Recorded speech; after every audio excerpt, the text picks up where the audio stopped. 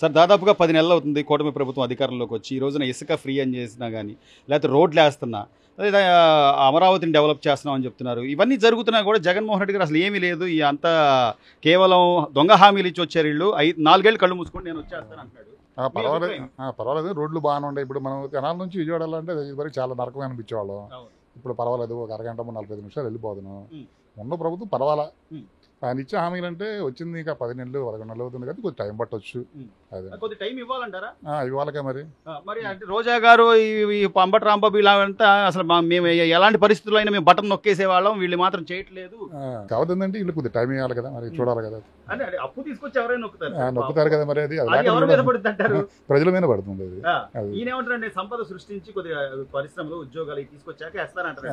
నమ్మొచ్చు అంటారా చంద్రబాబు? నమ్మొచ్చు. సో ఈ రోజున సీఎంఏ సాక్షాత్తు సీఎంఏ వెళ్ళి పెన్షన్లు ఇస్తున్నాడు.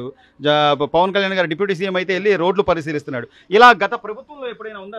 మనం చూస్తాం, ఇప్పుడే చూస్తాం. అసలు ఇప్పుడే చూస్తాం. అప్పుడు జగన్మోహన్ రెడ్డి గారు అసలు ఏదైనా బయటకు వచ్చి లేదుగా జనాల్లో మాట్లాడి అట్లాంటి పరిస్థితి ఉందా? ఏం లేదు.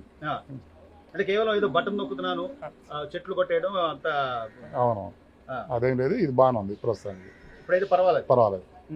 మీరు గమనించింది ఏంటి సార్ గత 10 నెలలుగా ఈ ప్రభుత్వం మారిన తర్వాత మీరు గమనించింది? కొద్ది పర్వాలేదు, కొద్ది ల్యాండ్ సైట్లు పెరగడం కానీ ఇలాంటిది ఉంది.